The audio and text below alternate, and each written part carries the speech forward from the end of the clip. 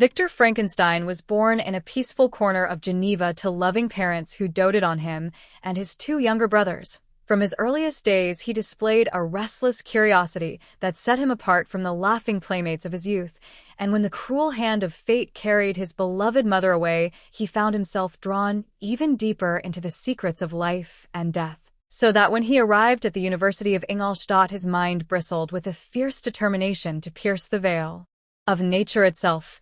Under the tutelage of the revered Professor Waldman, he pored over ancient alchemical texts and modern chemical treatises in equal measure, isolating himself in a dim, garret laboratory where jars of pickled organs and half-assembled skeletons lined the walls, and night after fevered night he toiled by candlelight, stitching sinew to tendon, nerve to bone, convinced that life could be summoned from death itself. Then came the night of the storm. Lightning lanced the sky as thunder rattled the shutters, and Victor, shaking with a combination of dread and exultation, connected his electrodes to the creature's inert form, and when a sudden convulsion ran through the flesh and a groan echoed in the suffocating gloom, he felt a triumphant surge, only to be struck, at the first sight of those glimmering, unfamiliar eyes, by a wave of revulsion so powerful that he fled his own creation, abandoning the monstrous infant he had wrought in his obsession, cast into a world that recoiled in horror at his grotesque visage. The creature stumbled through forests and fields, bewildered by his own strength and size, until the sight of a humble cottage family warmed his broken heart. Concealed in the underbrush, he watched the gentle cottagers laugh, cry, care for one another, and over countless days he learned their speech, pieced together his own past from feverish dreams of labor and awakening, and crafted a yearning for companionship equal to any human desire. But when his trembling hand ventured forth and the cottagers screamed in terror, hurling sticks and stones until he fled, the creature's longing curdled into bitter rage.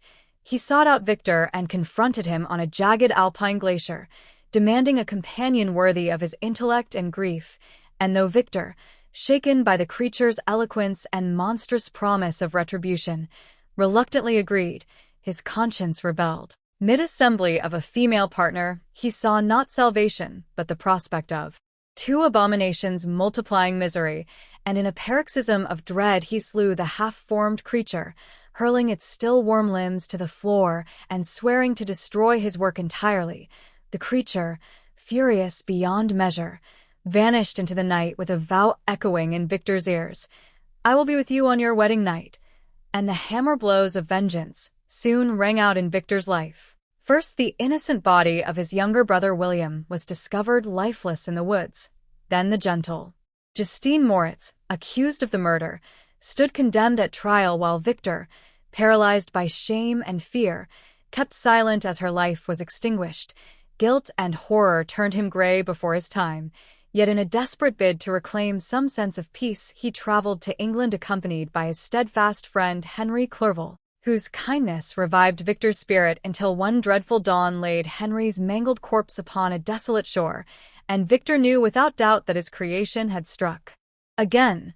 The final blow came on the eve of his marriage to Elizabeth Lavenza, whose gentle features haunted Victor's memory even as she lay within his arms, only for the fateful promise to be fulfilled when a blood-curdling shriek tore through the castle corridors and Victor found his bride's lifeless body draped across their bridal bed, her eyes staring in silent accusation, consumed by grief and unquenchable rage. Victor vowed to hunt the creature to the ends of the earth, and for months he trailed his quarry through the grim wastes of Russia and Scandinavia until, broken by cold and exhaustion, he collapsed upon the frozen deck of Captain Walton's ship.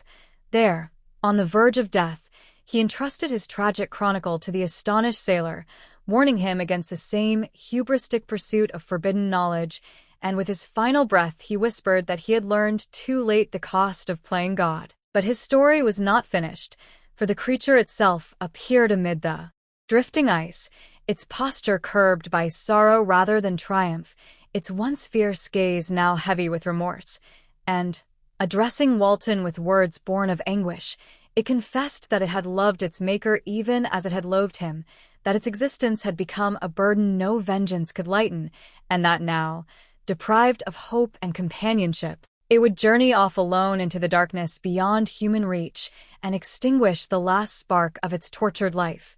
So ended the tale of Frankenstein and his monster, a caution that no pursuit of knowledge, however noble its impetus, can justify the abandonment of responsibility, and that the greatest terror lies not in the lightning spark but in the solitude and despair that follow creation's shock. Victor's dreadful tale, as recounted to Walton, did not end with the monster's solitary departure into the polar gloom, for in that frigid expanse lay the last, tragic echoes of both creator and creation. The ice field seemed endless, a silent tomb for dreams shattered by ambition. Walton's ship, its timbers creaking under the weight of ice, bore Victor's broken body back towards civilization, but the visionary scientist lay beyond mortal aid. As his life's blood ebbed, Victor's final hours swirled with fevered memories, the ecstasy of discovery, the horror of abandonment, the agony of guilt. With ragged breath he whispered a single admonition to Walton: "Seek not glory at the cost of your soul." And then, with the authenticity of a soul unburdened, he ceased to live. In the still, frozen dawn, the creature reappeared on deck, its massive frame stark against the pale light. No longer a figure of creeping terror, it moved with the sorrowful dignity of one who has lost everything. A hush fell over the crew as it approached Victor's lifeless form and knelt beside him, its face a mask of inconsolable grief. The creature's voice, when it came, was the low murmur of a soul in torment. It spoke of the paradox that had defined its existence, born of love and hatred, craving affection yet condemned to fear, gifted with reason, yet deprived of the simplest compassion. It lamented Victor's failure to uphold the bond of creator and creation, a bond that might have redeemed both. "My creator," the creature intoned, its tone a blend of reproach and despair, "you fashioned me with your own hands, yet from that instant, you abandoned me to loneliness and hate. I endeavored to learn kindness, only to receive cruelty. I sought only a companion, yet you destroyed my only hope of solace. In vengeance, I found purpose, but not peace. And now, what remains but endless remorse?" The wind whispered through shattered rigging as the creature rose and turned its gaze to the north, where icebergs gleamed like ghostly sentinels. With a final glance at Victor's grave mound, simply a drift of snow disturbed by the crew, the creature stepped to the ship's rail. It paused, as if weighing the gravity of what it must do. Then, with a gesture of farewell that carried both resignation and relief, the creature slipped into the freezing waters below.